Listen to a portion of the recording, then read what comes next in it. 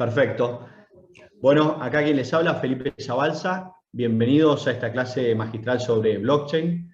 En el día de hoy vamos a tener una sesión muy enriquecedora, no solo por los expositores, sino también por el moderador. Tengo el gusto de presentarles a Juan Carlos Ojam, abogado, socio del estudio Ojam BF. Más allá de un abogado, una excelente persona, que eso es más importante, y un abogado que nos va a hablar desde lo práctico y desde el negocio, que eso es mucho más valioso aún. Esta clase magistral se engloba dentro de lo que es el posgrado de Administración de Contratos de la Universidad Católica Argentina. El programa tiene como propósito fundamental desarrollar, formar y fortalecer los conocimientos relacionados al contract management y hacerlo con un enfoque integral, como les mencionaba que va a ser Juan Carlos y todo el equipo de los expositores, de forma dinámica y orientado a los desafíos prácticos de un administrador de contratos. Durante el posgrado, que ojalá ustedes puedan participar y los invitamos a sumarse, hay un cuerpo docente que está integrado por directivos y gerentes de empresas multinacionales y reconocidos estudios de la región, en el que logramos crear un equipo para construir este espacio de aprendizaje e intercambio de experiencias sobre la administración contractual, con un enfoque práctico y haciendo foco en el valor agregado del contract management, de la administración contractual, al negocio, y las lecciones aprendidas de la experiencia de esa administración contractual con una perspectiva local, regional e internacional. Durante el programa, como les comentaba recién, vamos a analizar los distintos aspectos de la administración contractual, pero el foco en cómo administrar un contrato con altos estándares de calidad, cómo hacer un adecuado control de los costos, cómo finalizar las prestaciones, ya sea servicios, obra, la prestación de la que se trate conforme al cronograma, al presupuesto aprobado y a las necesidades de la empresa, y fundamentalmente cómo reducir los riesgos contractuales que puedan impactar en el negocio. La clase de hoy sobre blockchain justamente nos permite empezar a sumergirnos en el desafío de la administración contractual, y sin más le doy la bienvenida a Juan y a todo el equipo para que empecemos a disfrutar de esta clase magistral. Juan, adelante, por favor. Bueno, gracias Felipe, bueno, gracias a vos y a la UCA por la invitación. Y antes de presentar a los oradores de hoy, a los verdaderos maestros que van a hablar hoy, con un par de comentarios, digamos. El primer comentario es que si bien esta es una clase magistral y por la mecánica, digamos, primero escucharemos qué es lo que tiene cada orador para contar, desde ya que es una clase magistral que admite, digamos, y que recomienda e invita a generar un espacio de discusión y de charla. Y la verdad que cuando recibí el llamado de Felipe para coordinar este panel, lo que más me vino a la mente, digamos, es un poco como abogado disruptivo que creo que soy, combinar una pasión en dos, que es los temas nuevos, por un lado, y la nueva manera de ejercer la abogacía. Y me parece que lo que vamos a hablar hoy, como de blockchain, como tecnología disruptiva y novedosa, creo que nos pone el desafío todos de ir pensando cómo aplicamos esto a la administración de los contratos, que básicamente es otro de los fenómenos, les diría, modernos o nuevos del ejercicio de la abogacía. O sea, cuando yo empecé en el estudio de abogados, que empecé a trabajar y no soy tan viejo, no había forma de concebir una administración de contratos porque básicamente la velocidad de los negocios permitía que la mayoría de los contratos fueran negociados, no solo negociados, sino luego administrados de una manera absolutamente personalizada. El mundo claramente cambió y seguirá cambiando, y para mí el fenómeno que vamos a hablar hoy es justamente cómo utilizamos las herramientas nuevas que la tecnología nos permite y nos pone, nos desafía con todos sus pros y contras, y ver cómo la aplicamos al ejercicio más inteligente y más eficiente que nos demanda la profesión. Así que, un poco pensando en eso, armamos un panel con gente que estuvo, todos los que van a hablar hoy han estado en la esfera privada, han tenido que negociar, pero varios de ellos con una gran experiencia actual en los temas de los que vamos a hablar. Así que el mecanismo es, bueno, primero voy a presentar a Alejandro Rotabel, luego seguirá Santiago Erazo hablando, y finalmente terminará Mariano con una visión más del abogado que actualmente está ejerciendo. Así que bueno, para mí es un honor enorme presentar a Alejandro Rotamel, es actual director de Ripio, y voy a leer un poco, además de contarles que Alejandro fue pasante y junior en mi estudio hace mucho tiempo, así que para mí es doblemente lindo tenerlo acá como un par, con una experiencia que yo no tuve. Alejandro, cuando trabajaba con nosotros, siempre tuvo una inquietud que canalizó, yo creo, de una manera muy inteligente. Él tiene, bueno, obviamente es egresado de la Universidad Austral y tiene un magíster en Derecho en la Universidad de California, Berkeley, que no es algo para cualquiera. Ha ejercido la profesión como nosotros, pero siempre vinculado a temas de tecnología, y de hecho mucho de la práctica que tuvimos juntos fue asesorando a empresas del mundo de la tecnología. Es abogado externo de diversas startups del mundo fintech, es consultor de los emprendedores de Incuba, que es la incubadora del gobierno de la ciudad de Buenos Aires, trabaja, digamos, también en la red de emprendedores de naves del IAE, y desde 2016 está vinculado al mundo de los activos digitales, prestando servicios como abogado externo, y actualmente, digamos, es desde 2018 es el abogado, digamos, el Chief Legal Officer de Ripio. Y para los que no conocen qué es Ripio, importante contarles que es la principal empresa cripto de Argentina, nació hace 8 años y hoy es una de las principales de América Latina, proveyendo acceso al mundo cripto a más de 2 millones de usuarios. Así que sin más explicación e introducción, lo dejo a Alejandro para que empiece a compartir, digamos, su experiencia en este mundo. Bueno, Juan, te agradezco mucho la introducción. Siempre es un gusto reencontrarse con vos por toda la historia que compartimos. Y bueno, y efectivamente les voy a hablar de la primera parte, digamos, de nuestra conversación, que va a ser blockchains y activos digitales en general, para que después, bueno, vayamos metiéndonos un poco más en eso, digamos, en aspectos específicos de la administración contractual relacionada a blockchain y activos digitales, de la mano de los otros expositores. Les voy a compartir la pantalla, ustedes me dirán si están ok, si están viéndola. Entiendo que sí, ¿verdad? Sí. Perfecto. Bueno,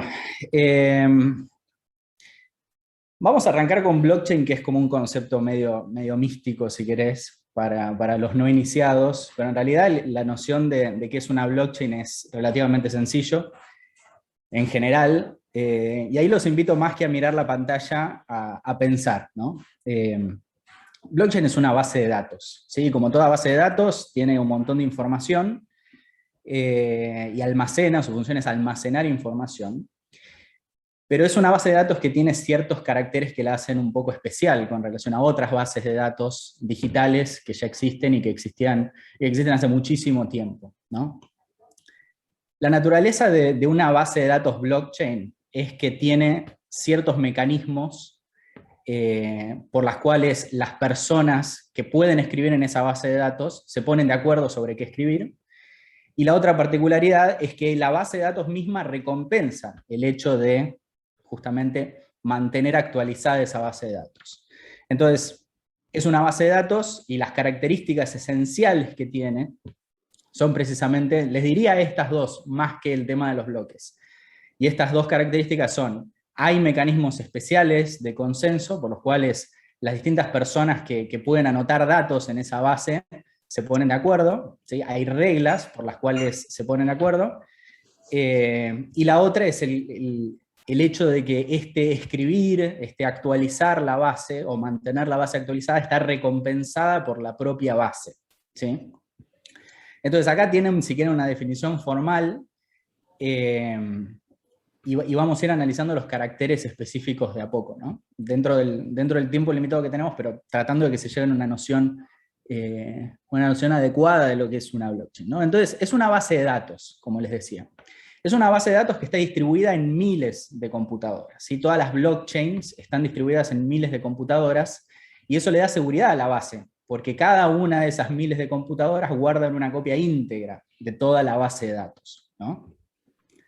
los registros de esta base, es decir, las transacciones que se asientan en esta base, se almacenan en bloques, por eso se llama blockchain, ¿no? Se almacenan en bloques de datos, que, bueno, podría ser así, podría no ser así, los bloques pueden ser más grandes, más chicos, almacenar más o menos transacciones o más o menos información, pero en definitiva se almacenan en bloque, y la particularidad que tienen estos bloques de datos es que están vinculados criptográficamente entre sí. ¿Qué significa criptográficamente entre sí?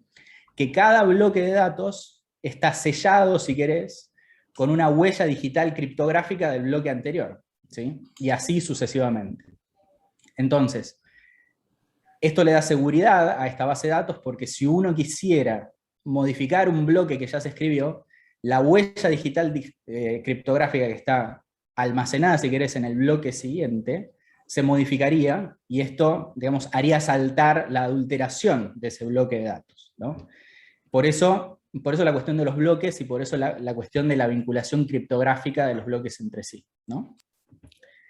Como les decía, la actualización de esta base es recompensada, ¿sí? ¿Es recompensada por quién? Es recompensada por el propio software, ¿no?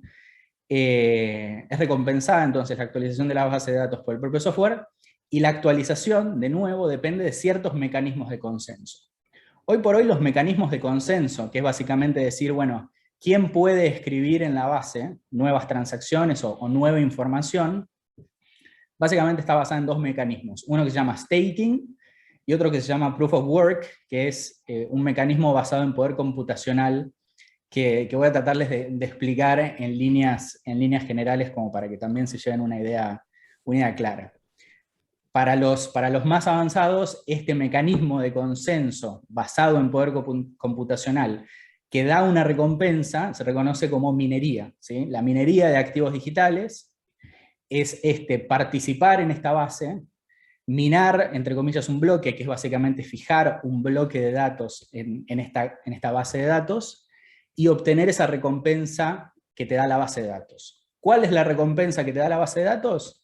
Normalmente es una criptomoneda, ¿sí? Son nuevas criptomonedas. Entonces, cuando una persona escribe un nuevo bloque en esta base de datos, cumpliendo con los mecanismos de consenso de la red lo recompensa con, en el caso de la blockchain de Bitcoin, nuevos Bitcoins, ¿sí?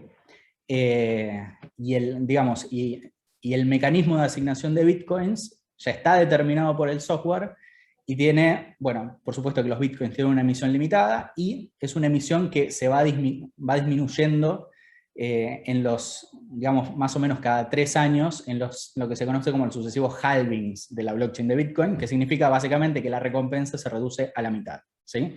Hoy por hoy la red de Bitcoin, por cada nuevo bloque que se genera, con cada nuevo bloque de datos que se asienta en esta base de datos, está recompensando con 6,25 bitcoins, ¿sí? Que es un montón de dinero, ¿no? Pero son 6,25 bitcoins. En 2 años aproximadamente esa recompensa se va a reducir a 3,125 bitcoins, ¿sí? Y cada vez va a ser menor. Entonces esa es la recompensa de las blockchains. Y de nuevo, tampoco voy a entrar muy en detalle porque tenemos tiempo limitado y la idea es que nos llevemos todos conceptos generales, ¿no? Entonces, acá tenemos algunos elementos de cómo funciona una blockchain. Tenemos los usuarios, tenemos las transacciones, tenemos los nodos, los bloques y el minado. Entonces, esto es en particular hablándoles de la blockchain de Bitcoin, porque después les voy a hablar de otra blockchain, es decir, de otra base de datos, que es la blockchain de Ethereum, que funciona de manera distinta, ¿no? Como para que lo tengan en claro. No todas las blockchains funcionan igual, y Bitcoin y Ether, que son 2 criptomonedas, corren sobre bases de datos distintas, que no están en principio comunicadas entre sí, ¿no? Pero hablando de la blockchain de Bitcoin, que es la primera, ¿sí? Y por otro lado es la más difundida, si quieren, ¿cómo funciona? Bueno, hay un usuario, que puede ser vos, puedo ser yo, que generamos transacciones, ¿no? Que de repente tenés un Bitcoin, que en realidad de repente es un poco decir, es un poco mucho, ¿no? Decir, pero supongamos que vos le compraste un Bitcoin a alguien, ¿no? ¿Qué implica esto?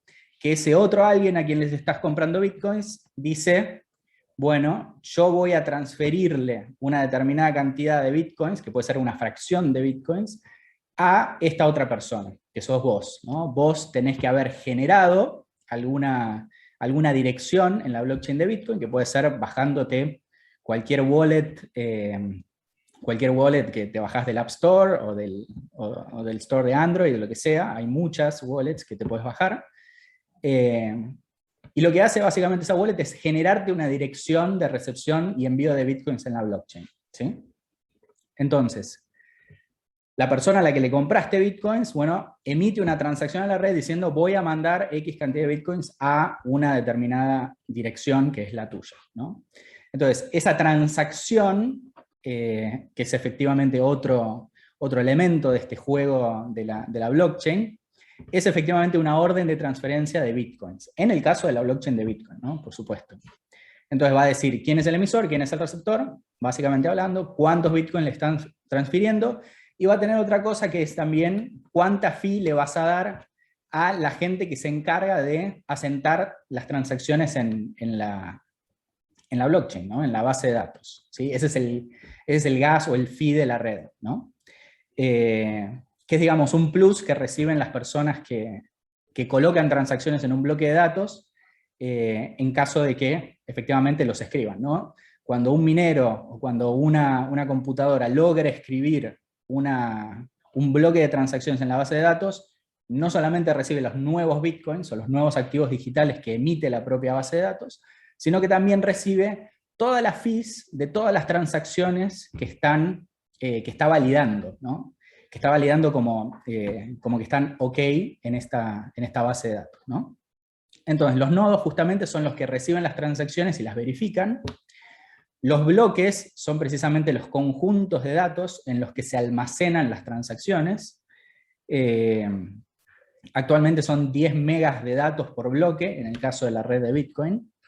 Y precisamente el minado es algo que ya habíamos vislumbrado en la slide anterior, que es precisamente escribir en la base de datos un bloque de transacciones, ¿no? Entonces, y acá por ahí, no quiero meterme también muy a fondo, pero básicamente, ¿qué es el minado? ¿No? Entonces, el minado es lo siguiente.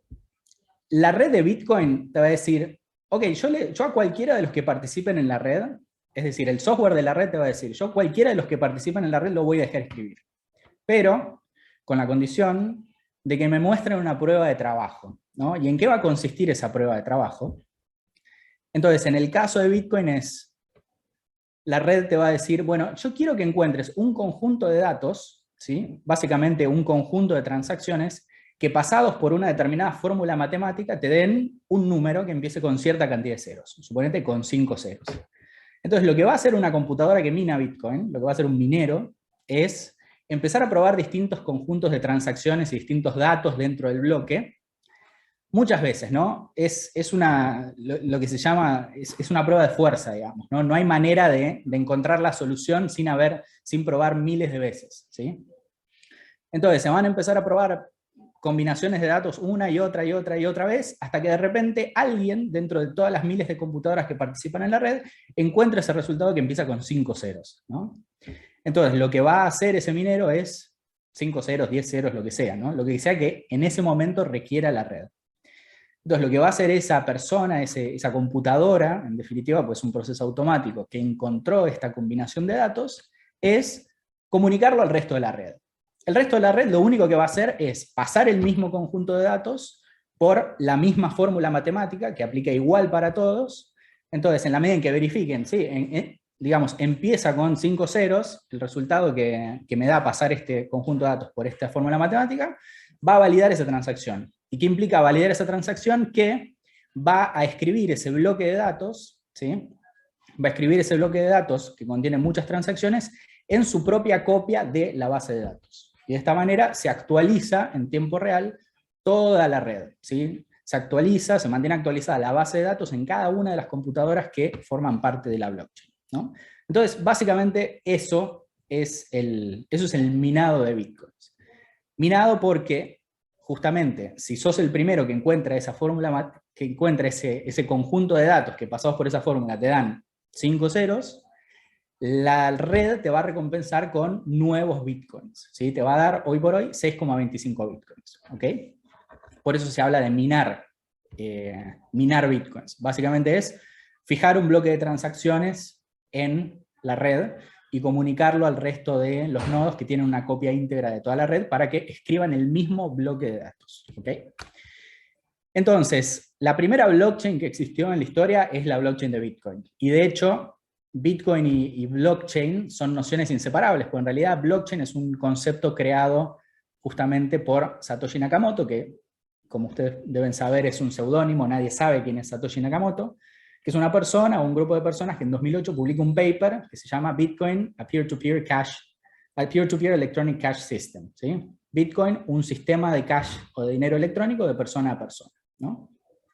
Entonces publica este paper teórico en 2008, y la blockchain como concepto casi de prueba estaba viva en 2009, ¿no? Pero esta base de datos que se asienta en bloques y que tiene recompensas por participar en ella, nace por primera vez con Bitcoin, ¿no? Como saben, es un activo digital, tiene una emisión limitada, que son 21 millones de Bitcoins, se van a emitir 21 millones en toda la historia, y vamos por 19 más o menos. Como les digo, la emisión es decreciente, cada 3 años aproximadamente se reduce a la mitad del supply, ¿no? En lugar de recompensar con 6,25 va a ser 3,125 y así sucesivamente. Digamos, es divisible un Bitcoin hasta 8 decimales, de manera que no hace falta transaccionar una unidad de Bitcoin.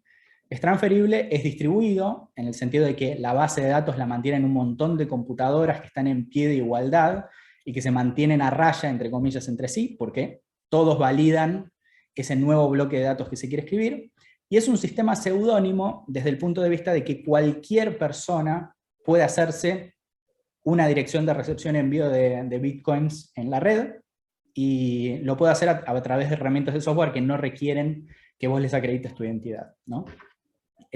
Hoy por hoy eso es posible, no sabemos por cuánto tiempo, pero hoy por hoy eso es posible. Pero ¿qué pasa? Además de la blockchain de Bitcoin, hay otras blockchains que son las que más nos interesan a los efectos de esta charla.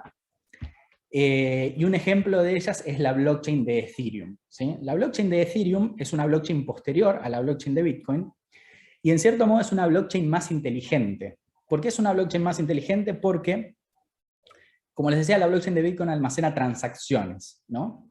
Pero la blockchain de Ethereum no solamente almacena transacciones, que en el caso de la blockchain de Ethereum van a ser transacciones de Ether, que es la criptomoneda nativa de esa blockchain, sino que además es una blockchain que va a poder almacenar el estado, o va a poder, entre comillas, sacarle una foto al estado de cada contrato inteligente que está corriendo en esa blockchain. Después Santiago les va a contar un poco mejor qué es un contrato inteligente, pero quédense con la idea de que es un software que en lugar de correr sobre una computadora o sobre internet, corre sobre la blockchain de Ethereum, ¿sí?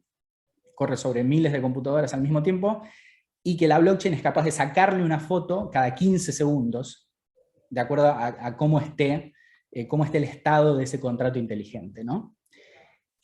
Justamente los nodos, que son las computadoras que participan en el mantenimiento de esta base, en el caso de la blockchain de Ethereum no solamente validan transacciones, sino el estado de cada smart contract que hay en esta red. A diferencia de lo que ocurre con Bitcoin, que más o menos se mina, entre comillas, un bloque cada 10 minutos, es decir, se asienta un bloque de datos en la blockchain cada 10 minutos, en el caso de Ethereum es cada 15 segundos, y el Ether tiene una emisión ilimitada, pero capeada a 18 millones de Ethers por año, ¿no? Entonces, hay distintas reglas para escribir contratos inteligentes en la blockchain de Ethereum, y la más difundida les diría que es el protocolo ERC20, ¿sí? El protocolo ERC20. Ahora vamos a hablar un poco de tokens fungibles y no fungibles muy brevemente. Pero este protocolo ERC20, o también el protocolo ERC721, básicamente son reglas que si vos cumplís al momento de escribir un smart contract, no es cosa de cualquiera escribir un smart contract, ¿no? Hay que saber programación, hay que saber Solidity para escribir, es un lenguaje de programación específico en el que se escriben los smart contracts.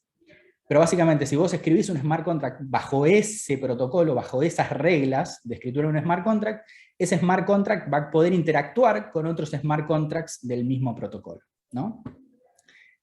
Ahora vamos un toque al tema de tokens, porque no me quiero pasar por el tiempo y ya creo que estoy medio pasado.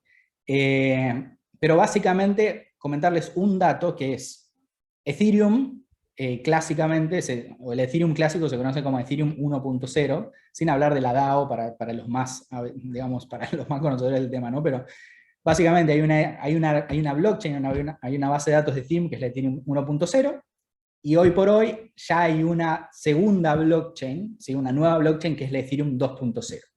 La diferencia entre las dos es que funcionan con distintos mecanismos de consenso.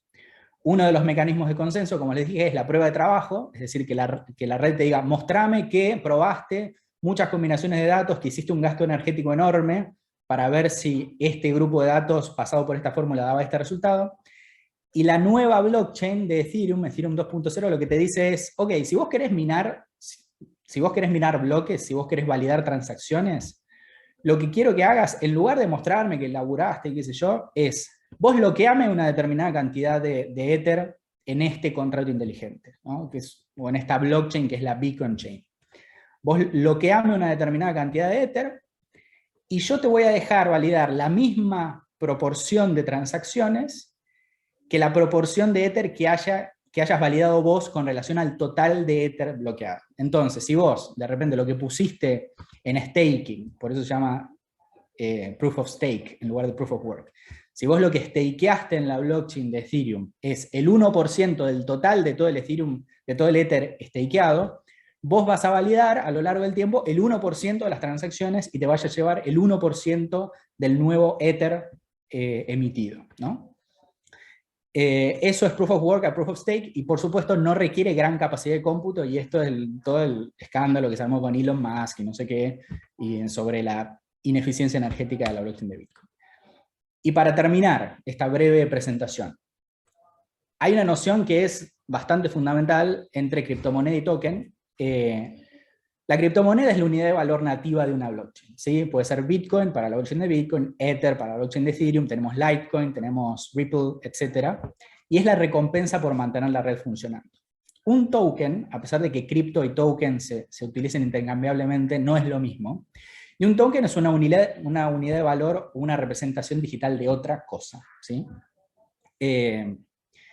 Corre sobre una blockchain existente, normalmente es la blockchain de Ethereum, y todos los tokens que ustedes van a ver en general corren sobre la blockchain de Ethereum. En particular, la mayoría de los NFTs o Non-Fungible Tokens, que son estas obras de arte y cositas nuevas que están apareciendo, corren sobre la blockchain de Ethereum, y son no un balance que se almacene, o no una transacción, no se transaccionan sobre la blockchain en sí, sino que el libro de transacciones no va a ser la propia blockchain, sino el smart contract que emite ese token, ¿sí? Al ser un smart contract y al ser creados por smart contracts los tokens generalmente no se minan, ¿sí? Ni por Proof of Work, ni por Proof of Stake, ni por nada. Simplemente están ahí y los emite el smart contract. Puede haber un minting continuo, puede haber un minting limitado, ¿no? Pero no se minan normalmente. Y la emisión, justamente porque dependen de un smart contract y no dependen de la blockchain, no necesariamente es limitada, puede ser ilimitada, ¿sí? Pero siempre lo que vamos a poder hacer es verificar cuántos tokens hay emitido en un momento particular, porque esa información justamente es la que se va almacenando paulatinamente en la blockchain. Sin más, cedo el lugar a Santi para que pueda continuar con el análisis de la cuestión de los smart contracts, y cualquier cosa respondemos consultas al final. Bueno, gracias Alejandro. Mientras Santiago se va poniendo su presentación, lo presento yo. Bueno, otro lujo que nos damos, tenerlo a Santiago Erazo Alomakis en el panel. Santiago tiene una experiencia harta, digamos, en asesoramiento sobre tecnologías de la información, pero especialmente enfocados en el marco legal y regulatorio a tecnologías en el sector financiero. Es el actual director de legales de Modo, pero probablemente algunos no sepan que es Modo, porque están en otros países, y entonces quizás es bueno recordarles que Modo es la solución de pagos que busca cambiar la forma en la que los usuarios manejan su dinero, permitiendo enviar, pedir, pagar tanto desde la aplicación de Modo como de las integraciones de las aplicaciones bancarias. Modo en Argentina reúne la mayor parte de la banca pública, privada y cooperativa del país. Y si bien es muy reciente, ya tiene 2,5 millones de usuarios. aprovechando la experiencia académica, y digamos, y está bueno recordar que Santiago también participa de la UCA, es profesor y es coordinador del programa ejecutivo sobre Derecho y Fintech de la propia Universidad Católica Argentina, y ha hablado en muchísimos foros, fue asociado de Marvalo Farrell y Mayral, pero aprovechando toda esta experiencia que él tiene en asesoramiento de muchísimas empresas del mundo fintech, nos hablará de las distintas variantes de los contratos inteligentes, cuáles son los modelos, los costos de transacción y cuáles son las diferencias en las negociaciones de los contratos, si se quiere, llamados tradicionales, de los contratos inteligentes. Así que bueno, gracias Santiago por haber aceptado la invitación y todo tuyo. Bueno, muchas gracias a vos, Juan Carlos, por la introducción. Gracias también por la invitación a la facultad y a Felipe. Y Ale, la verdad, vamos a tratar de seguir el nivel de tu clase, porque siempre es difícil hablar después de Ale. Así que yo pedí expresamente que me hagan hablar antes de Ale, ¿viste? Pero no me dejan. Así que vamos a tratar de no bajar demasiado la vara, aunque no lo puedo prometer. Vamos a hablar un poquito de los smart contracts. Arranco, ¿no? Están viendo la pantalla bien, ¿no? Sí. Perfecto. Entonces, vamos a hablar un poco de los smart contracts, que son este hermoso invento que nos ha permitido la blockchain. Recapitulando un poco, retomando lo que comentaba Ale, y les prometo que tiene sentido, no solo para repetir y reutilizar las filminas, es la idea de blockchain y de Bitcoin inicialmente, como bien marcó Ale, surge de un paper de Satoshi Nakamoto que lo tenemos que enmarcar en el año 2008, ¿no? Crisis financiera internacional, y llamémosle la génesis del movimiento, se le ha dado, por lo menos, o se le ha etiquetado como de origen anárquico, ¿sí? Y anárquico liberal. Yo acá estoy viendo, no sé si estáis bien cuando paso la pantalla, pero a veces me parece medio pixelado, tal vez sea mi computadora. Anárquico liberal, también tiene un fuerte componente del movimiento cypherpunk, ¿sí? Es una especie de activismo a través de especialistas en cripto, ¿sí? En todo lo que es criptografía, y también se le ha llamado hippie money, ¿no? Por algunos representantes de algunas autoridades financieras internacionales, como Mark Branson, CEO de la firma, y muchas otras personas, ¿no? Siempre hablo de Mark Branson pobre, pero él no es el único. Ahora, tengamos en cuenta que lo que busca principalmente el contrato inteligente es primero generar una eficiencia, ¿no? Una eficiencia innegable a la hora de tener llamémosle una promesa que se autoejecuta, un acuerdo entre partes que se autoejecuta. Entonces eso podemos convenir que es bastante útil. Ahora, porque no depende tal vez de la voluntad concreta de cada una de las partes, el cumplimiento del contrato. Ahora hasta ahí me pueden decir, bueno, Santiago, pero estamos hablando de software que se autoejecuta. ¿Por qué me aclarás que se autoejecuta? Eso es el software, ¿no? Entonces, ¿de dónde viene el contrato? Bueno, cuando hablamos de contrato inteligente, hablamos de un término que tiene una doble naturaleza, ¿no? Puede ser como cuando hablamos idiomas extranjeros, los falsos amigos, los vos a mí, ¿no? Cuando usamos palabras que en un idioma significan otra cosa, pero la misma palabra muy parecida entre idiomas significa otra distinta. Bueno, en informática, contrato inteligente es esto que comentaba Ale al principio, ¿no? Este software programado arriba de un protocolo, el RC20, por ejemplo, que tiene tales o cuales características. Nick Szabo, por ejemplo, un conocido representante que creo que se le ha asignado, aunque se pone en cuestión constantemente en doctrina si es él el que acuñó el término o no, pero convengamos en que fue Nick Szabo, a mediados de la década del 90, justamente lo definió como un conjunto de promesas especificadas en formato digital, incluyendo protocolos por medio de los cuales las partes ejecutan dichas promesas. Nuevamente, sigue teniendo gusto a software y casi que nada más, un software específico en el cual buscamos que se ejecuten conductas que uno esperaría de otra parte. Ahora, el contrato inteligente en realidad lo que busca hacer es, además de generar eficiencias, y teniendo en cuenta esta génesis que se le asigna al movimiento cripto, busca sacar al Estado del medio, ¿no? Toda la idea de blockchain, toda la idea de Bitcoin es sacar al Estado del medio, to remove the man, ¿no? Sería la idea, que no, evitar a toda costa la centralización. ¿La centralización de qué? De todo, principalmente de la confianza, ¿no? Confianza en los números, diría la frase en latín que le asigna en realidad la representación de la moneda en Bitcoin sobre todo, pero la idea es, no tengo por qué confiar, ni siquiera conocer a la contraparte en un contrato. Así como no tengo que confiar en un estado que emita una moneda, cuando hablamos, por ejemplo, de Bitcoin, no tengo que confiar en que la otra parte va a cumplir, porque directamente es el propio contrato el que se va a cumplir a sí mismo.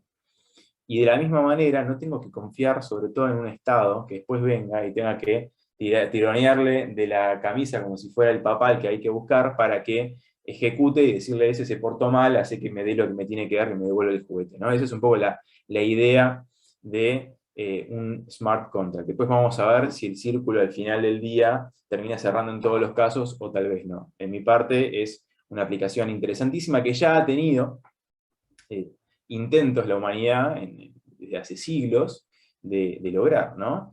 Nick Szabo mismo dice que uno de el tatarabuelo, por lo menos, de los smart contracts sería, por ejemplo, la máquina expendedora de bebidas, en la que está programada para que ante el ingreso de un elemento con forma de moneda, peso de moneda, nótese que no digo moneda porque uno podría fraguar una moneda para hackear la máquina, ¿no? Es decir, basta con un elemento con forma de moneda, peso de moneda y otras características, la máquina entenderá que le ha ingresado una moneda de tal o cual valor, de acuerdo a las características de este elemento, y permitirá que, de acuerdo a los valores asignados a cada una de las mercaderías disponibles, se le asigne el código que representa esa mercadería, active el piolín o el tirabuzón que generará la fuerza necesaria para que caiga la mercadería. Eso podríamos llamarlo como el embrión, ¿no?, de un smart contract en el que si sucede X, pasará Y.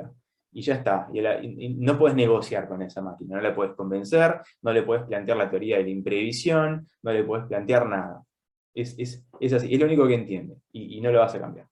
Esa, llamémosle, es el embrión del smart contract, que también existe en la historia, ¿no? En la época de la prohibición de cierta literatura, en Inglaterra, hace muchos años, un par de siglos, un librero que quería vender la literatura prohibida.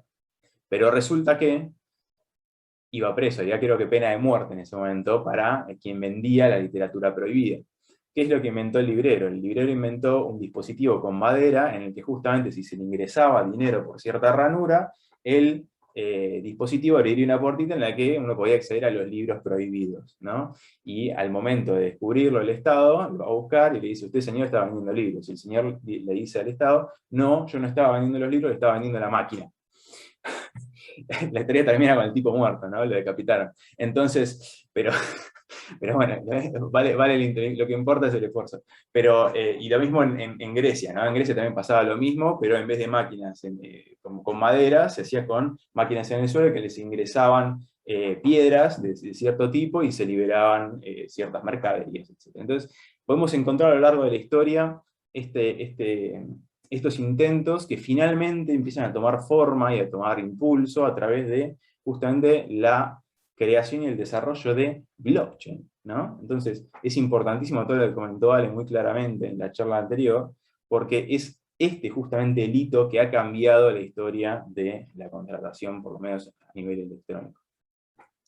Existen diferentes definiciones de blockchains, de smart contracts en distintas legislaciones. Siempre tomo como ejemplo la ley italiana número 12 del año 2019, que los define como programas de computación que operan sobre tecnologías de registro distribuido y cuya ejecución obliga automáticamente a dos o más partes de acuerdo con los términos predefinidos por las mismas. Esta definición me parece buenísima, aunque siempre me genera dudas un punto, ¿no? Que es casi más lógico que jurídico. Les prometo que he chequeado muchas veces con distintas personas de habla italiana, incluso nativos italianos, para que me confirmen que la traducción estaba bien hecha, y estaba bien hecha efectivamente, y la norma dice cuya ejecución obliga automáticamente. Hasta donde yo entiendo, la ejecución es posterior a la obligación, ¿no? Es decir, primero se obliga, después se ejecuta, y la ejecución no es la que genera el vínculo obligacional, ¿no? Entonces, esa es la única parte que lógicamente me estaría generando algún ruido. Por lo demás, me gusta que habla de registro distribuido, tecnologías de registro distribuido. Entiendo que, siguiendo tal vez los principios básicos para el comercio electrónico, de las leyes modelos de la Comisión de las Naciones Unidas, no es tecnológicamente neutral, ¿no? Porque no respeta el principio de neutralidad tecnológica, porque se refiere justamente a una tecnología, entonces cambia la tecnología, y si no fuera sobre tecnología de registro distribuido, pero conseguimos un contrato inteligente con las mismas características, para esta ley ya no sería contrato inteligente. Entonces, yo no sé cómo cambia la tecnología, si no podemos encontrar aplicaciones para esto sobre otro tipo de tecnología, no sé. Me gustaría poder seguir llamando de smart contracts, aunque no esté sobre una blockchain, pero hoy están sobre una blockchain, así que está muy bien. También aclaro que tecnología de registro distribuido, como correctamente explicaba Ale, llamémosle es el género, y la blockchain vendría a ser la especie, ¿no? Pero bueno, cuestiones ya muy propias para un artículo, no tan propias para una charla. Ahora, hay distintos modelos, ¿sí? Que se le ha dado, sobre todo se los ha agrupado de esta manera en la doctrina internacional de smart contracts. Tenemos el modelo externo y el modelo interno, conveniendo sobre la base que un smart contract es justamente un programa de computación que se autoejecuta para justamente ejecutar las órdenes que conforman el acuerdo entre dos o más partes.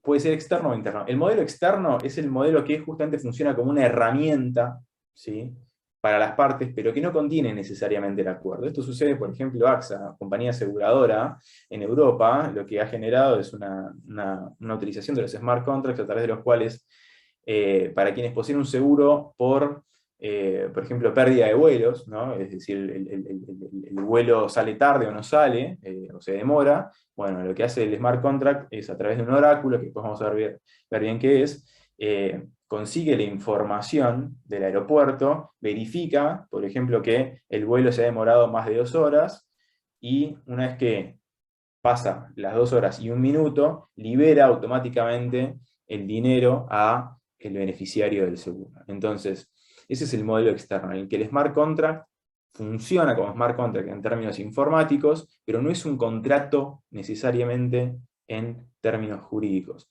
Ahora, cuando hablamos del modelo interno, estamos hablando ya de un contrato en términos jurídicos que se contiene dentro del código de programación del software, ¿no? Entonces, vamos a entrar un poquito, para explicaros un poco más esta idea, en los elementos. Esto es una producción propia, es decir, yo encontré estos 4 elementos como los más importantes. Hay quienes pueden coincidir más o menos conmigo, yo creo que realmente estos son los 4 principales, como elementos de los smart contracts, ¿no?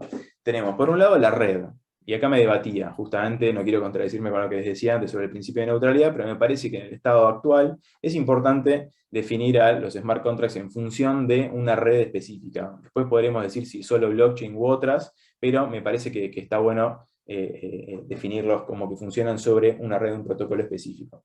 Por otro lado tenemos el código. ¿El código de qué? El código de programación. Y el código de programación, llamémosle a alto nivel, podemos dividirlo en 2 grandes tipos: el código fuente y el código objeto, que funcionan para lo mismo, ¿sí? Funcionan para hacer que el chip de la máquina ejecute ciertas órdenes, que el chip de la máquina, el procesador, lo entiende en función de ceros y unos, impulso o no impulso, ¿sí?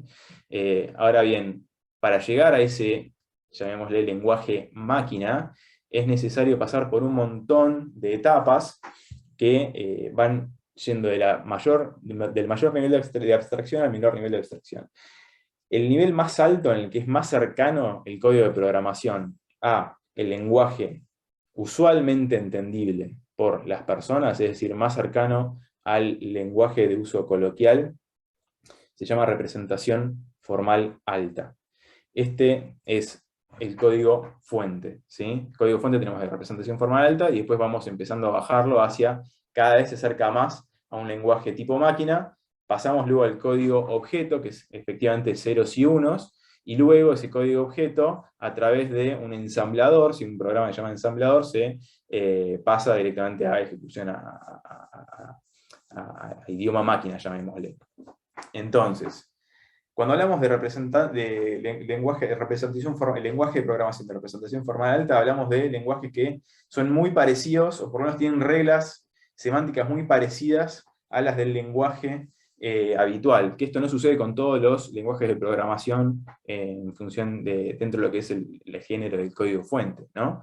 Cuando hablamos del lenguaje de programación de representación formal alta, Ale mencionó muy bien a Solidity, ¿sí? Solidity está dentro de esa misma categoría, que es el lenguaje de programación de la red de Ethereum, pero también tenemos, por ejemplo, Java, tenemos, por ejemplo, Python, ¿sí? Son otros programas de representación formal alta, lenguaje de programación de representación formal alta. Esto significa que es muy parecido a la forma en la que hablamos, pero no tiene las mismas reglas. Y son perfectamente, como se suele llamar en términos técnicos, lenguajes de programación. Entonces, quien solo habla en chino difícilmente puede entender a alguien que solo habla en ruso, o alguien que solo habla en español. Entonces, cuando le hablamos a una máquina, tenemos que hablarla en su idioma, y tenemos que hablar en el lenguaje en el que la máquina entiende, con las reglas propias de ese lenguaje. Y esas reglas propias de ese lenguaje son distintas a las reglas del lenguaje coloquial que le estoy hablando ahora. Entonces, es importante a la hora de redactar un contrato o cláusulas contractuales en un código de programación, de entender bien el código de programación y las consecuencias de las reglas a las cuales está sujeto ese código de programación. Más aún, es importante entender que, en general, los códigos de programación se manejan con una lógica booleana, ¿no? Cuando hablamos de lógica booleana, estamos hablando de una lógica en la que, básicamente, en la que hay que explicarle al software una acción que va a tener una reacción, una acción que va a tener una consecuencia. Si pasa X, sucederá Y. Esos son los términos en los que entiende el software. No hay mucho más espacio, así como les comentaba que no se puede negociar con la máquina que les vende las bebidas, tampoco se puede negociar con el software. No vamos a poder convencerlo ni darle términos ambiguos. O es claro o no se ejecuta. O hay un problema y lo vamos a considerar no un error de redacción contractual o una mala técnica de redacción contractual, sino un bug. Empezamos a hablar de programación, empezamos a tener un bug en el contrato. Y ese es un bug que es importante de resolver, ¿no? Por eso es que el tercer elemento, los términos, está muy encadenado al segundo, el que les acabo de comentar, que es el código. ¿Por qué? Porque los términos contractuales, que son más susceptibles de ser incluidos dentro de un contrato inteligente, son aquellos términos en los cuales el lenguaje sea claro, y estamos hablando de cláusulas muy ejecutivas, no tan, llamémosle, como programáticas o ambiguas. Cuando hablamos de términos ambiguos, podemos hablar de esas famosas cláusulas en las que nosotros solemos recurrir cuando ya no sabemos cómo negociar un contrato porque la otra parte se puso muy, muy dura en una negociación y decimos, bueno, mira, no querés hacerlo de forma total, digamos, el proveedor razonablemente pondrá a disposición, bueno, razonablemente el software no lo entiende, el proveedor hará tal cosa. Entonces, el razonablemente no le importa a nadie en materia de programación, diligentemente logrará o aplicará la buena fe, eso no existe en programación. Entonces, esos términos los tenemos que olvidar y tenemos que tratar de ser lo más claros posibles, y recordar que, salvo que usemos un método muy sofisticado, ¿sí? Muy entramado, para conectar nuestro smart contract, llamémosle cortito o ejecutivo, si queremos tener un contratito corto, tiene que estar conectado de 1000 maneras complejas con otro tipo de elementos y sistemas para que completen aquellos baches o aquellos bugs que nosotros no hemos cubierto, ¿no? Porque, por ejemplo, un contrato inteligente que no prevé ciertas situaciones, bueno, esas situaciones no tendrán respuesta. Y esas situaciones pueden ser la respuesta a si el contrato estaba bien o mal redactado, o si aplicará bien o no a medida que vaya pasando el tiempo y se vaya autoejecutando. ¿Qué quiero decir con esto? Si la carga, justamente, de redactar correctamente un contrato inteligente es la misma carga de programar un software, y el software tiene que estar programado en forma específica, ¿sí? Y teniendo en cuenta todos los usos, porque si no vamos a estar frente, como les dije recién, a un bug, tenemos que prever prácticamente todo lo que puede suceder en nuestra relación contractual. Y yo, bueno, la distancia a veces no permite hacer este ejercicio, pero me encantaría ver con la gente que levante la mano si realmente cuando redactan un contrato están seguros de haber previsto todas las situaciones posibles que pueden suceder en la vida contractual. Y me gustaría que, si hay alguien convencido de que eso es una labor humanamente posible, que levante la mano y le quiero pedir cómo lo hacen, porque yo no puedo. Y sinceramente eso genera ¿qué? A nivel de negociación. Altos costos de transacción. ¿Sí? Lo que en negociación llaman costos de transacción. ¿Cuánto me cuesta negociar un contrato en el que tengo que poner todo? ¿Sí? En el que tengo que poner todo y lo tengo que poner claro. Bueno, eso es importante. Entonces, los smart contracts sirven para todo tipo de contratos. Eventualmente van a poder servir, y si somos muy sofisticados e invertimos mucho dinero, vamos a poder tener un smart contract que sirva para casi todo lo que hacemos hoy en día, pero no va a ser para todos, por lo menos no en esta primera etapa. Por lo menos esa es mi opinión. Ahora, los oráculos. ¿Qué son los oráculos? Muy rápidamente, los oráculos, ni más ni menos, es aquella herramienta a la cual se valen los smart contracts para conocer del mundo exterior. ¿Sí? Es importante tener en cuenta que un smart contract va a aplicar aquello que dice su código, ¿sí? Aquello para el cual lo hemos programado. Pero ¿cómo se entera el smart contract si llovió o si hubo un incendio que nos quemó toda la soja y tiene que liberar, por ejemplo, el pago del seguro? O si el auto chocó y también tiene que liberar el pago del seguro. Estoy muy de la industria de seguros hoy.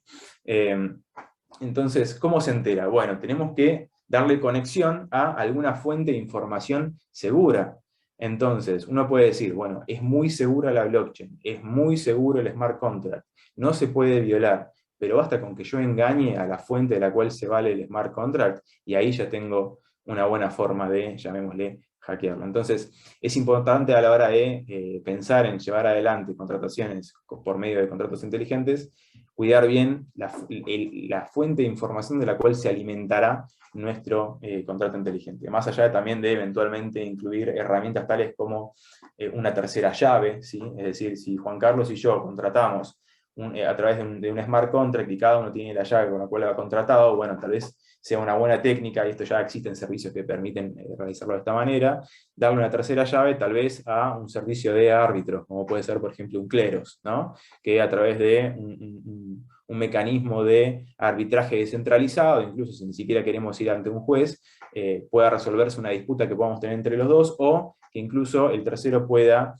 invalidar el contrato o dejarlo sin efecto, para evitar esa fuerza implacable que, en la medida en que para dar vuelta o ir para atrás en un contrato inteligente, ¿sí? Los efectos de un contrato inteligente, en la medida en que esta acción genere costos prohibitivos, vamos a estar frente a un contrato inteligente fuerte, y si los resultados en realidad son relativamente fáciles de modificar, vamos a estar hablando de un contrato débil. Esto es muy importante porque, si bien en el ejemplo que les acabo de dar, yo conocía a Juan Carlos a la hora de contratar, en general, y siguiendo tal vez la filosofía de los contratos inteligentes, a mí no me debería importar con quién contrato, ¿sí? Ni dónde está, y podría ser totalmente anónimo. Ahora, imaginemos un contrato fuerte y con el cual que yo utilicé para contratar con alguien que no conozco. Y algo sale mal, algo mal es sale. ¿Qué pasa? Voy a un juez. ¿Qué puede hacer el juez? ¿No? Porque para eso fue creado el contrato. Entonces, para la teoría de la imprevisión, la nulidad, ¿no? Los costos, es algo que, sinceramente, en esos casos no podremos hacer mucho al respecto, ¿no? Entonces es importante siempre prevenir antes de contratar si realmente estamos buscando ese tipo de inmediatez o de implacabilidad, o si queremos meter algún tipo de mecanismo que nos permita volantear a último momento. Y termino prácticamente con una reflexión sobre la doble dimensión de este tipo de contratos, ¿no? Este tipo de contratos, en la medida en que involucren la prestación de un servicio, ¿sí? O funcionen como un producto, vale la pena pensar si no se diluye la diferencia entre contrato y producto o servicio, ¿no? En el que un defecto de redacción contractual se genere o se traduzca en un vicio en el propio servicio o producto prestado. Ahí tenemos un rol un poco más preponderante del abogado / programador de contratos inteligentes, y esto sería un poco un recap de lo que acabo de comentarles, simplemente agregando que hay que tener cuidado con las ofertas y tratativas, ¿sí? De contratos inteligentes. Probablemente Marian más adelante haga alguna alusión, pero la diferencia, ¿sí? Entre un contrato autocontenido y un contrato inteligente, y una oferta en la que nosotros le expliquemos a una persona que no sabe programar, como puedo ser yo tranquilamente, y Juan Carlos me dice, ¿por qué no nos vinculamos a través del contrato inteligente tal que tiene tales características? Mirá, es re fácil, hace esto, lo otro, lo demás allá, y va a pasar esto, esto. Y yo no tengo ahí la oferta. ¿Cuál es el contrato? ¿El que está en el contrato inteligente o la oferta? Entonces, ese es el punto. Y finalmente, la ironía. Sabemos que toda la corriente cripto se dirige a sacar del medio al Estado, a descentralizar, ¿no? Ahora yo digo, sacamos del medio al Estado en materia de contratos que en general se reservaba la parte del final, cuando todo sale mal y tenemos que ir a buscar al juez para que lo ejecute. Ahora, yo pregunto, si empezamos a utilizar smart contracts en algún momento para servicios masivos, ¿no? Que tengan alto impacto en consumidores, ¿la reacción del Estado será mantenerse atrás o será ir directo al frente a pedirnos que homologuemos este tipo de contratos por el nivel de impacto que podrían tener en los consumidores? Yo creo que es para pensarlo. Hay muchos proyectos legislativos que ya están yendo en esta dirección y puede tener un twist in the tail en la historia que estaría contando el movimiento cripto. Esto es todo. Bueno, buenísimo, Santiago. Excelentes reflexiones y creo que planteaste tantos desafíos legales y de todo tipo que es un perfecto puntapié para presentar al último panelista de hoy, Mariano Perusotti. Mariano Perusotti es socio mío en O'Han Burrich y Flansbaum. Es el socio que está a cargo del área de IT y privacidad, además de ser un gran profesional y un referente en materias de privacy. Es un excelente expositor en temas de tecnología. Es co-chair del capítulo argentino de la IAPP, es chair del Comité Latinoamericano de la Sedona Conference, trabajó en el exterior, especialmente en el estudio Freshfields, en el área de IT, uno de los estudios más importantes de Europa. Es docente en la UBA y bueno, la verdad que Mariano te dejamos menuda tarea de introducirnos en el tiempo que tenés. Son 15 a 20 minutitos para charlar un poco de los desafíos. Así que bueno, todo tuyo el micrófono. Muchas gracias, Juan. Ante todo, quiero agradecer a la universidad y especialmente a Felipe por la cordial invitación a ser parte de este evento. Realmente fueron muy interesantes y muy claros los enfoques de Ale y Santi, lo cual a mí me simplifica mucho el trabajo porque puedo adentrarme específicamente a hablar de los temas aburridos, los temas legales, pero bueno, somos abogados, para eso nos llaman. Voy a empezar diciendo un poco, para mí, lo que son los cambios sustanciales que a partir de la modernidad tuvo la teoría del contrato, y que creo que lo que estamos presenciando en el momento en el que estamos actualmente, estamos presenciando lo que es una revolución. Empezamos por aquellas legislaciones del siglo XIX, XX, que empezaron a reglamentar, específicamente en el siglo XIX, lo que es la libertad contractual, donde ahí teníamos acá, bueno, fue reglamentado específicamente por Vélez Sarsfield, en el derecho contractual decimonónico, como decimos, que lo que empezaban a incorporar es la autonomía de la voluntad, donde la gente se la veía como pares, y lo que se fomentaba es justamente el intercambio libre entre las distintas partes. Ese fue un sistema que funcionó perfectamente hasta que, bueno, llegamos a mitad del siglo XX, en el cual notamos que esa autonomía de la libertad, ese principio de que el contrato es para las partes la ley misma, como la ley misma, no daba respuestas adecuadas a cada uno de los problemas que se daban en la sociedad. Por lo cual se incorporó una reforma, se incorporó a través de la reforma del año 68, en la ley 17.711, y algunos institutos que lo que hacían era equiparar la situación de aquellos casos o aquellas partes que no estaban en esa igualdad, y que la autonomía de la voluntad podía estar en cierta forma viciada. Así se incorporó la teoría de la imprevisión, el abuso del derecho, etcétera, etcétera. Y yo creo que a partir de los últimos años, con la revolución tecnológica, específicamente a través del blockchain y smart contract, que claramente lo explicaron con mucho detalle Santi y Ale, empiezan a cambiarnos el chip de cómo nosotros los abogados tenemos que empezar a trabajar sobre la base de lo que es la administración del contrato, la gestión y la generación mismo del vínculo que une entre las partes. Claramente ahí Santi nos dio una definición que creo que era muy clara sobre lo que eran los smart contracts.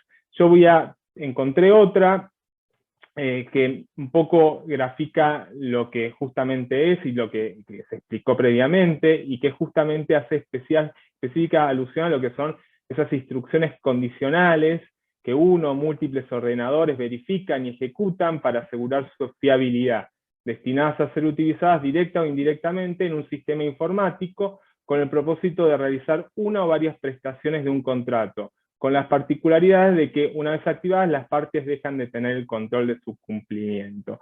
Me parece que es importante acá señalar algo que para los que por ahí no están tan en tema, que cuando hablamos de smart contract, no todo smart contract es un contrato en los términos de la ley. Me parece que eso es un punto importante a mencionar, como así una hoja que lleva unas cláusulas y una firma no quiere decir que estemos ante un contrato normal de los que nosotros estamos viendo. También lo mismo sucede en el caso de los smart contracts. Para que un smart contract sea un contrato en los términos de nuestra ley, tiene que reunir los requisitos específicos que la legislación prevé, también los elementos concretos. Y al respecto, en la legislación argentina no encontramos una definición de smart contract. Claramente el Código Civil y Comercial, a pesar de que incorporó algunos preceptos hablando de la contratación electrónica, claramente al momento de que su análisis y su sanción, todavía el blockchain no estaba tan difundido, ni tampoco el uso de los smart contracts. Pero de todos modos, hay algunos aspectos que es importante señalar. Si las partes a través del smart contract lo que hacen es formalizar un contrato, va a ser contrato en los términos de la ley en la medida que cumpla los requisitos que establece la legislación. Para lo cual tendremos que ir al artículo 957 del Código Civil, que específicamente nos dice qué es un contrato, que es un acto jurídico mediante el cual dos o más partes manifiestan su consentimiento para crear, regular, modificar, transferir, etcétera, relaciones jurídicas patrimoniales. Por lo cual, en principio, los ejemplos que nos trajo Santi, muchos de ellos encuadrarían perfectamente en esa figura contractual, y por lo cual podrían decirse que son válidos y se podrían establecer, a pesar de que, como dije, específicamente los smart contracts no constituyen un tipo nuevo de contrato, sino es una forma diferente de contratar digitalmente. En la definición anteriormente vimos los aspectos que creo que son importantes, el tema del modo de contratación, que justamente es a través de una forma electrónica, que está detrás subyacente un código informático, que es lo que va a establecer la manera en que se va a reglamentar específicamente las condiciones. No hay intermediarios, o sea, acá no hay escribanos, no hay abogados que van a certificar la firma, van a ver si efectivamente quien firmó, si Santi, que se presenta es efectivamente Santiago Erazo según su DNI, por lo cual el sistema automáticamente lo ejecuta sin observar efectivamente quién es la persona que se encuentra atrás. Que eso es un aspecto que lo vamos a ver a continuación y que puede traer algún dolor de cabeza.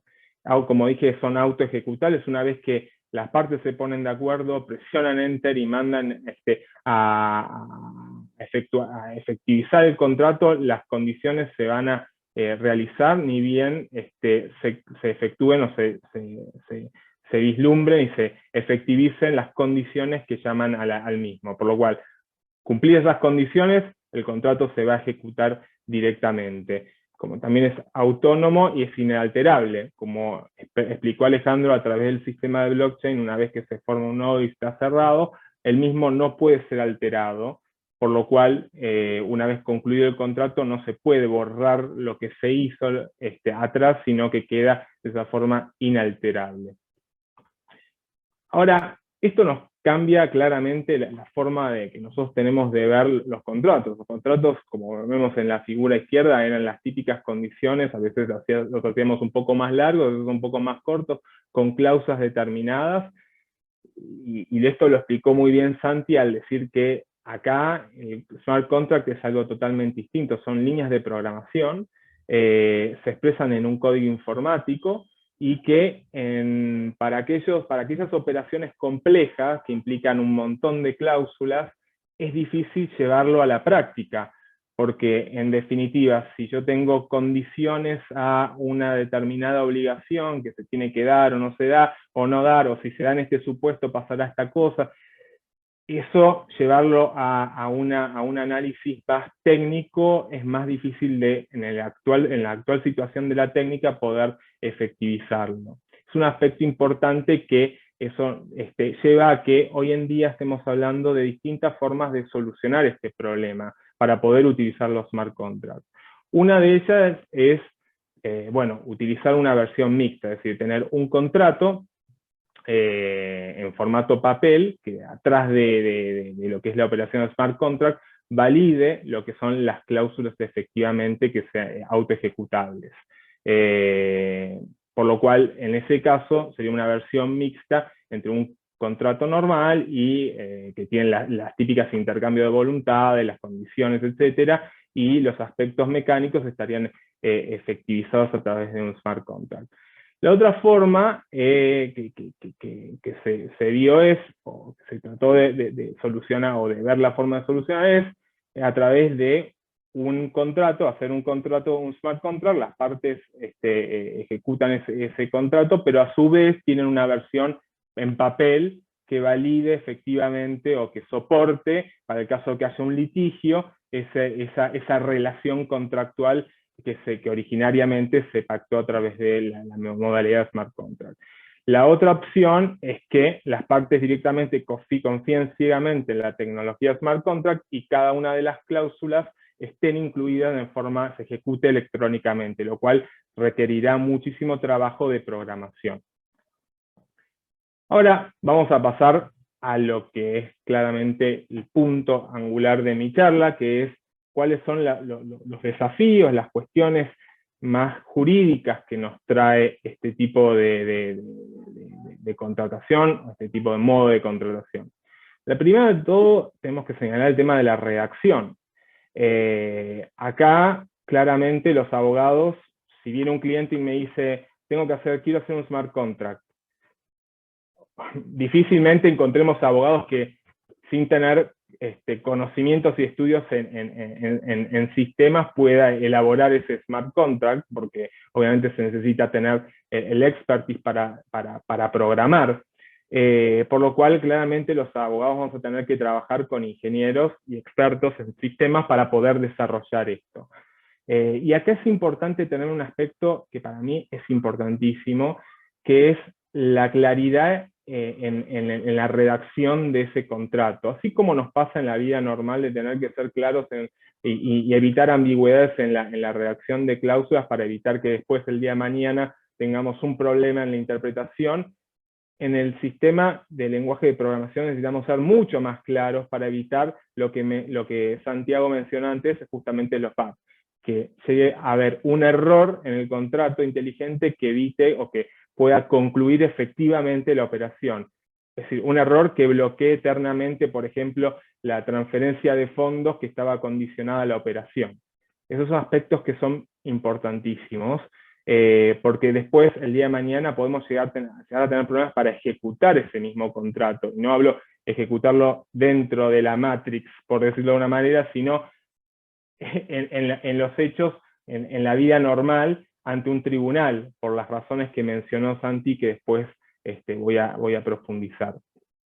Eso es uno de los aspectos importantes. Después tenemos el tema de la identificación de las partes. Creo que acá Santi también mencionó algo importante. Hay veces que los que negocian no son Santiago Erazo y Alejandro Rotamel, son códigos o alias que se juntaron y que decidieron realizar esa operación a través de un smart contract.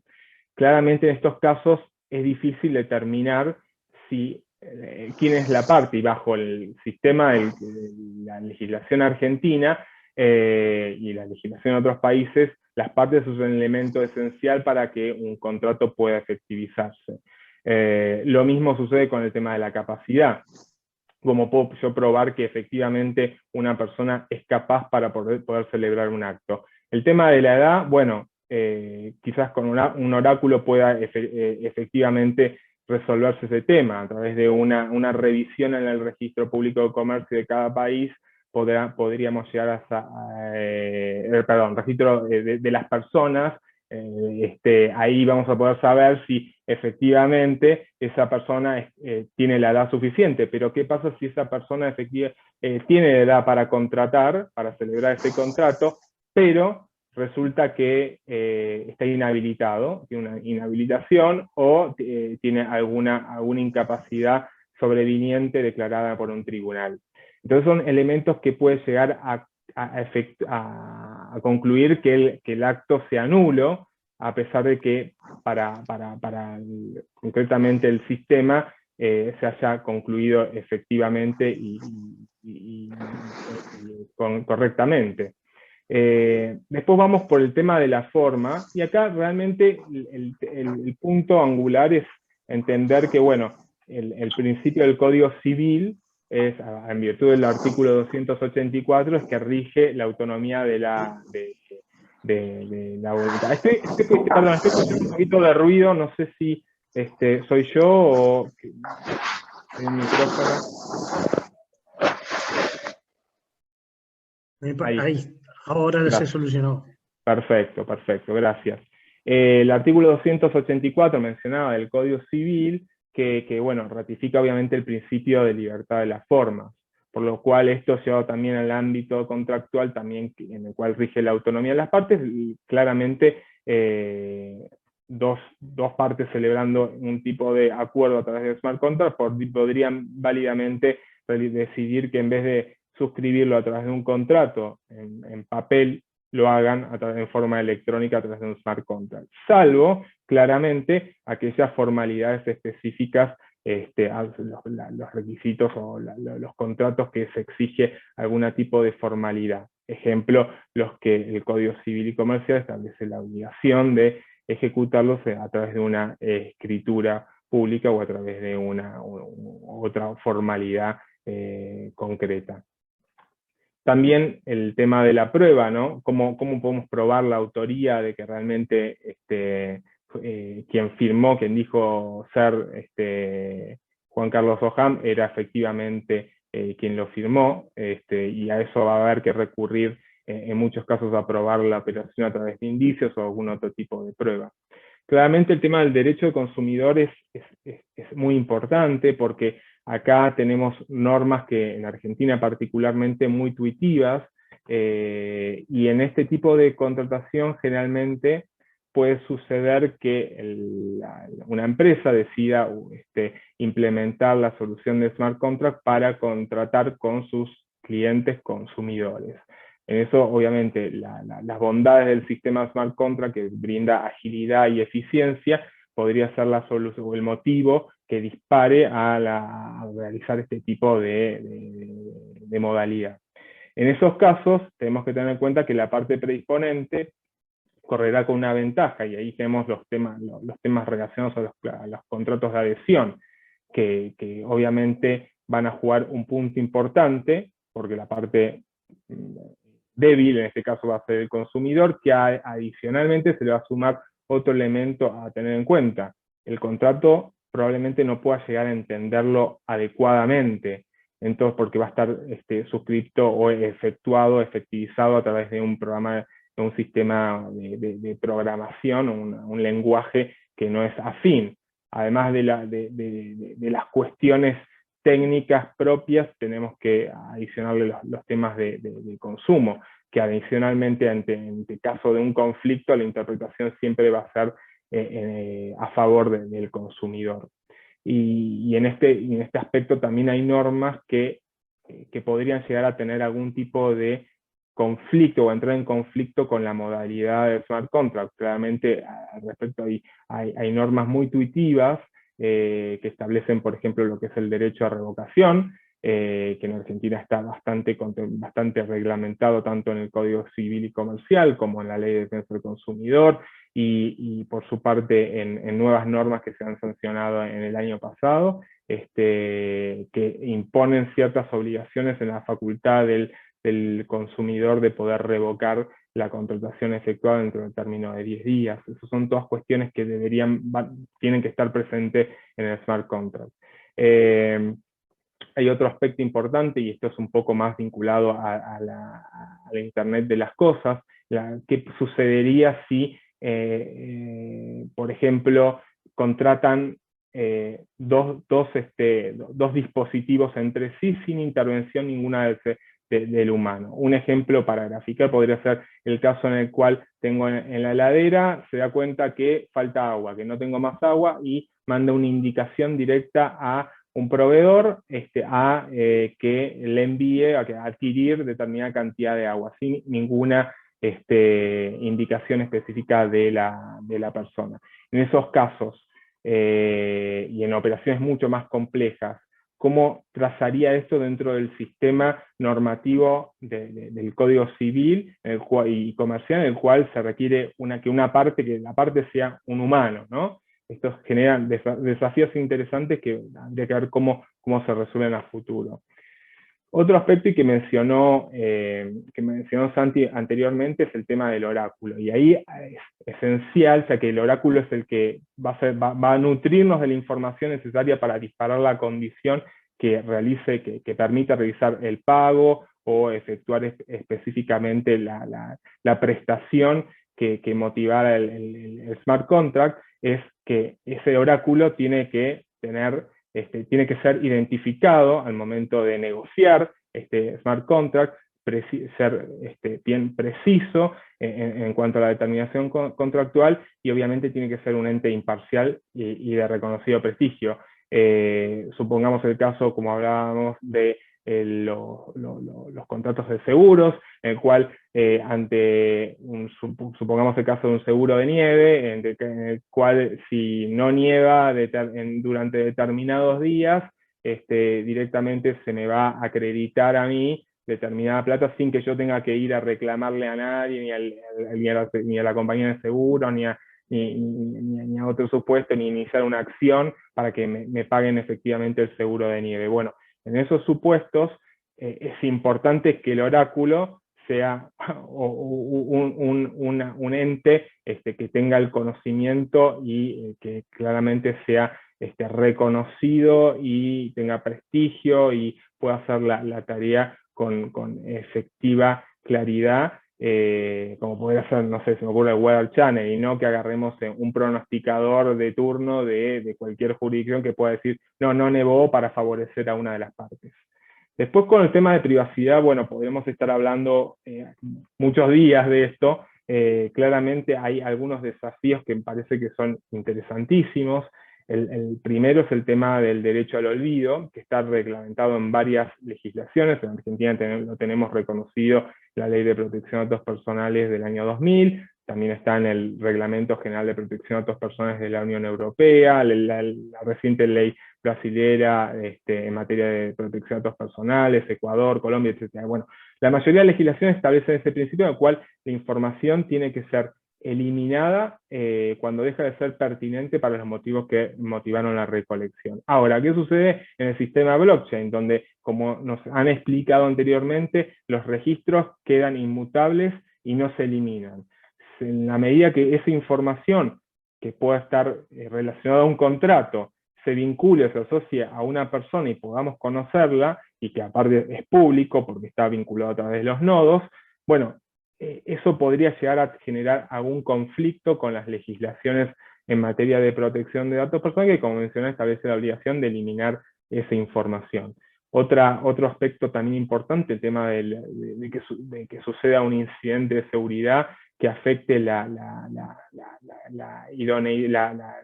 confidencialidad de la información, y que por eso dispare a que determinados datos estén disponibles a terceros. Y también podría suceder no solamente con los datos personales, sino también con información comercial de las empresas, que puedan estar disponibilizadas y esto afecte claramente el negocio de las distintas partes. Un aspecto también para mencionar es el tema de las actividades reguladas. La posibilidad de que a través del uso de plataformas como de blockchain se pueda llevar a cabo algún tipo de negocios que estén regulados, como podría ser el tema de las apuestas deportivas, loterías o préstamos, genera que eso entre en conflicto con el sistema normativo, ya que claramente para poder realizar estas actividades necesitas tener una autorización o cumplir con las distintas condiciones que establece la normativa vigente. Por lo cual podrían darse actividades y pueden darse, actividades que se están realizando en forma indebida o no cumpliendo las reglamentaciones. Un poco para hablar del tema de la nulidad, bueno, lo hemos hablado anteriormente, que sucedía si un contrato, un smart contract ha sido celebrado a una persona que no tenía la capacidad o no reunía los requisitos correspondientes, el contrato cae o porque el objeto era ilícito. Bueno, entonces esos supuestos que dispara la nulidad, es importante tener en cuenta que la nulidad, cómo jugaría el tema de la nulidad con efectos retroactivos, porque en definitiva, como hemos dicho, se cerró el nodo, se cerró la operación y va a estar permanentemente ahí en la red, por lo cual en el sistema de blockchain, por lo cual esa cadena de bloques podría generar un problema y cómo resolver esto a futuro. Bueno, ahí se discute la posibilidad de hacer nuevos sistemas, un tipo de blockchain editable que permita que bajo ciertas condiciones se puedan realizar modificaciones a la cadena de bloques. Y por último, un tema que para mí también es muy importante, re interesante y da para muchísimo, voy a tratar de decirlo lo más breve posible, porque sé que ya estamos excedidos en el tiempo, es el tema de la ley y jurisdicción aplicable. Sobre todo en qué sucede, la pregunta es, en aquellos contratos en los cuales las partes no indicaron cuál era la ley que los sometería, a cuáles iban a estar sometidos. En las distintas líneas de programación no dice cuál es la ley a la cual someterán la cuestión si bueno, hay un conflicto entre las partes. Claramente ahí tenemos un problema. A veces la solución por ahí será que buscar algún tipo de resolución de disputas o de controversias que esté incorporado en el mismo contrato, lo cual podría ser una solución bastante válida y bastante interesante. Pero claramente hay principios en nuestro régimen normativo que hay que tener en cuenta. El principio constitucional de defensa en juicio no podría nunca ser dejado de lado. También bajo el nuevo Código Civil y Comercial nos incorpora algunos principios de derecho internacional privado que deben ser tenidos en cuenta. En los casos de contratación vinculadas a temas de consumo, claramente la ley específicamente menciona que la jurisdicción local, la jurisdicción del domicilio del consumidor no puede ser dejada de lado. Bueno, son principios de orden público, imperativos, normas imperativas que claramente tienen que ser tenidas en cuenta y que pueden generar algún tipo de conflicto a futuro. Ahora, y para concluir, la pregunta que nos hacemos es, ¿cuál va a ser nuestro rol, ¿no? ¿Qué nos espera a nosotros como abogados? ¿Vamos a seguir escribiendo los contratos que venimos haciéndolo o no? Cuando armaba este slide, el título que había puesto me pareció un poco fuerte, por eso lo eliminé, me hacía la pregunta si íbamos a ser abogados programadores, abogados asesores o abogados desempleados. Claramente no, a ver, lo ideal sería llegar a ser abogados programadores, a que podamos llegar a trazar estas líneas de programación en los contratos. Parece ser, o parece indicar que por los próximos años los smart contracts se van a empezar a utilizar cada vez más y van a estar conviviendo tanto los contratos como conocemos hoy en día, junto con los smart contracts, quizás en esa relación simbiótica en alguna de las modalidades que yo mencioné anteriormente, pero a futuro claramente esto es lo que se viene, porque las tecnologías van desarrollando cada vez más rápido, y es probable que los problemas que yo mencioné a lo largo de la presentación tengan una solución, como que el contrato, el smart contract, pueda estipular las distintas condiciones, aún en aquellos acuerdos como un SPA o un fideicomiso, o con muchísimas condiciones que sujeten distintas prestaciones, y se pueda llegar a concluir esto. Pero hay algo que para mí es clave, es que los abogados tenemos que tener una apertura mental distinta, tenemos que entender por dónde viene la mano, y que tenemos que empezar a conocer lo que son las tecnologías, y sobre todo empezar a aprender de programación, por lo menos para no quedar afuera de estas cuestiones tan importantes. Así que bueno, con eso termino la presentación. Si queda alguna pregunta, encantado de... Hay un montón de preguntas, Mariano. Gracias a Dios.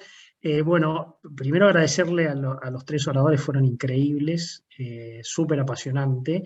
Hay 3.000 millones de felicitaciones y agradecimientos que voy a omitir, pero la verdad que salió muy bien. Pero voy a pasar a hacerles algunas preguntas. Voy a ir por orden. La primera pregunta que llegó para Santiago, esperen que no me pregunte por qué se me fue, acá está, y es la siguiente. En el caso que el Estado pida homologación para los smart contracts, ¿podría, por ejemplo, solicitar una tercera llave para tener poder de influencia sobre los mismos, para hacer valer las sentencias judiciales? Pregunta para Santiago.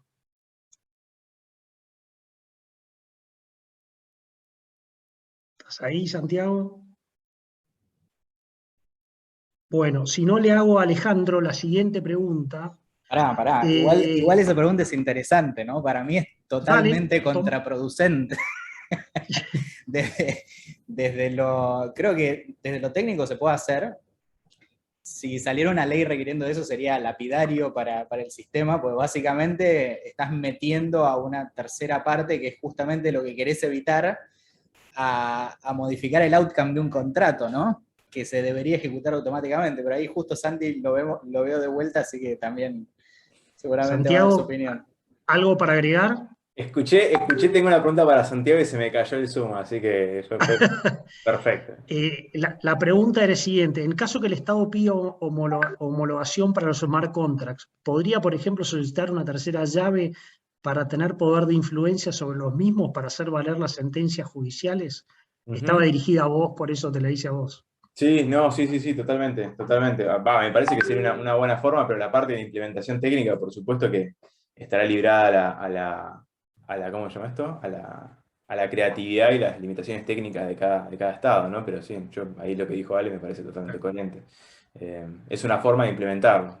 Probablemente ya más. Siempre la tercera llave es la que viene más fácil a la mente, ¿no? Y me parece que es tal vez sea la más eficiente, tal vez no sé. Bien, siguiente pregunta para cualquiera de los tres que la quiera tomar, si saben de compañías que ya estén usando smart contracts. Y acá tenemos al CLO de una, me parece, le cedería la palabra. Sí, o sea, piensen que cuando ustedes vean tokens, ¿sí? Tokens de algo, USDC, USDT, todo lo que es NFTs, todo eso son productos de smart contracts. O sea, detrás de cada token hay un contrato inteligente en el que está registrado y por el cual funciona, ¿no? Con lo cual, si ustedes están familiarizados con los mal llamados dólares digitales, digo mal llamados porque no son dólares, son activos digitales cuyo valor está atado al dólar, como el USDC. Bueno, detrás hay un smart contract que dice, cada vez que entre $1 en la cuenta de Circle en Estados Unidos, se va a emitir un nuevo token, digamos, un nuevo USDC, por así decirlo, ¿no? Esa es una implementación relativamente básica de un smart contract.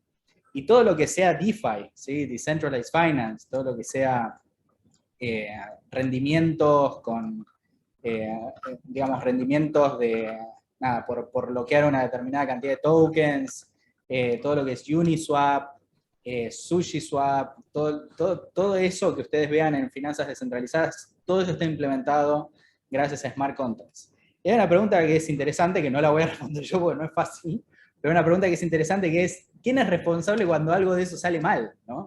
¿Quién es el responsable por un hackeo a Uniswap, ¿no? ¿Quién es el responsable por un hackeo a un exchange descentralizado, por ejemplo, en el que vos tenés colocados tus tokens o tu cripto, ¿no? ¿Es el programador? ¿Es la empresa que está detrás de eso? ¿Quién es, no? Pero bueno, son todas preguntas que hoy no tienen una respuesta muy clara.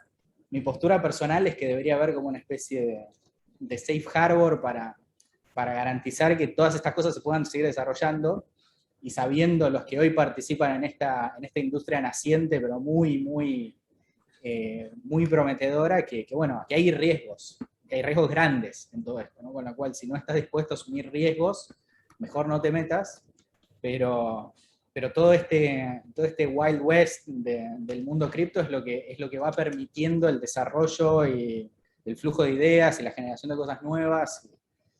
Si le pones una mordaza legal, lamentablemente no va a avanzar. Así como si le hubieran puesto una mordaza legal a Internet, cuando empezaron a aparecer páginas porno y todas cosas vinculadas a cuestiones de decencia, o todas cuestiones vinculadas a, ¿no? Bueno, ¿de quién es la responsabilidad por el contenido que se publica en Internet? Que fue un debate que hubo en los 90. Si no hubiese habido puertos seguros para los proveedores de servicios de Internet, Internet no existiría tal como lo conocemos hoy, ¿no? Y no habría plataformas como Facebook o como Twitter. Con lo cual pasó hace 30 años, pero sigue siendo igual de relevante hoy el debate, ¿no? Y es un debate que todos tenemos que hacernos internamente. Ahí construyo un poco sobre lo que dijiste, Ale, agrego sobre las dos, ¿no?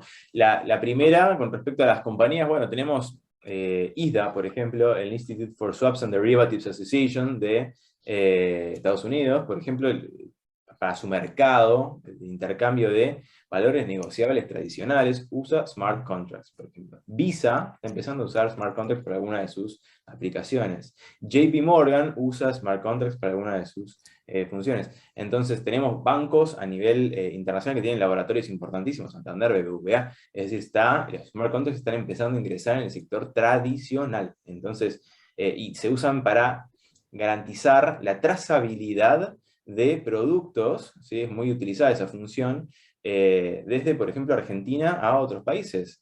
Para que llegue a la góndola de China una carne argentina que diga orgánico, ¿sí? Y empacado en origen y demás, muchas veces llega con un QR, ¿no? Y el consumidor chino puede, o de otros países, puede escanear con el celular, con el código QR, y ve la trazabilidad desde que la vaca se llamaba Lola en el campo hasta que la hicieron hamburguesa y se la llevaron para China. Entonces, pueden ver todo lo que pasó en el medio, el barco, etc. ¿Por qué? Porque fue trazado de forma segura a través de blockchain. Eso es interesantísimo. Y con respecto a la responsabilidad, los remito, no lo tomamos ahora porque si no puede extenderse muchísimo más, pero los remito al caso de DAO, ¿no? La DAO, la primera grande que generó exactamente, como dice Ale, DAO por Decentralized Autonomous Organization, ¿no? Organización Autónoma Descentralizada,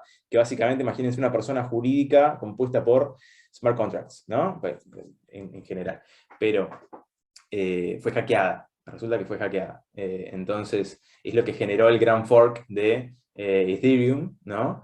Que también generó todo un tema filosófico, si era correcto o no el fork, pero les recomiendo mucho ver eso porque estuvo a esto una empresa de caer por la SEC, llamémosle la CNB de Estados Unidos, que casi no le estaba dando el Howey Test. Otra cosa es que los remito, son dos términos que les voy a estar tirando acá, tal vez les recomiendo que los anoten, si no los conocían, para que los investiguen por una cuestión de tiempo, pero Howey Test de DAO, ¿sí? Y la empresa que estaba atrás, que ahora no me acuerdo cómo se llama, tiene un nombre cortito que es alemana, que fue la que puso la DAO en Ethereum, pero después no se hizo cargo, dijo, no, ahora es la DAO la que están dando, yo solo lo disponibilicé el smart contract. Y resulta que, bueno, casi se pierden millones y millones, ¿no? Entonces, los remito a todo eso, es un debate muy interesante, que quedó en la nada. Buenísimo, Tenemos 1000 preguntas, pero hay una que me parece que está bueno para unir temas, ¿no? Que la hace Felipe, obviamente, que nos quiere meter en el tema. ¿Cómo imaginan, pregunta cualquiera de los tres, cómo imaginan o si imaginan a blockchain en un futuro no muy lejano en la administración contractual? En la administración contractual, no, lo veo presente hoy, en algunas realidades, siempre, de nuevo, remitiendo un poco a la pregunta es excelente y esa es a dónde va, ¿no? O sea, siempre trato de pensar cómo estaba el mundo hace 10 años. Yo tengo ahora un celular que hace 10 años era impensado. 10 años, 5 años, la capacidad que tiene este celular, que encima tiene 3 años, está bastante viejo, es algo que no se conseguía, ¿no? Me parecía ridículamente imposible. La computadora que uso, los temas de los que estoy hablando hoy, ¿no? Que estamos hablando con Ale, que estamos hablando con Marian, es decir, hace 5 años uno no estaría pensando en que, mira, vos sabés que capaz que en Argentina se puede llegar a emitir el peso digital. Está el Banco Central hablando de Bitcoin, está el Banco Central hablando de si hay restricciones o no al rulo con cripto. Entonces, tenemos todas esas cuestiones que es imposible pensarlas. 5 años más adelante, ¿quién se anima a decir cómo vamos a estar? Lo que sí sabemos es que no va a desaparecer blockchain y los smart contracts no van a desaparecer, y que las eficiencias que generan, que hoy en día podríamos decir que los costos de transacción son altos, ¿sí? Porque convengamos que no es fácil para una empresa decir, paso smart contract. Vení, a ver, ¿quién hace el smart contract? No va a funcionar así porque es caro entrar, ¿no? Entonces, tal vez la barrera de ingreso hoy pueda ser alta, pero de a poquito va a ir bajando, como pasó con todo, ¿no? Antes teníamos mainframes adentro de los bancos, teníamos mainframes adentro de las distintas empresas, con caños y data centers y demás, y de repente voló toda la nube. Una suscripción, un par de dólares por mes, un par de varios dólares por mes, y se migró toda la nube y no tenemos que invertir más en real estate para tener sistemas informáticos. Entonces, pensemos que, Felipe, para mí sí, el rol del contract management va a estar altamente impactado en los próximos años por los smart contracts, en la medida en que también crezca de la mano de, creo yo, las iniciativas Legal Tech.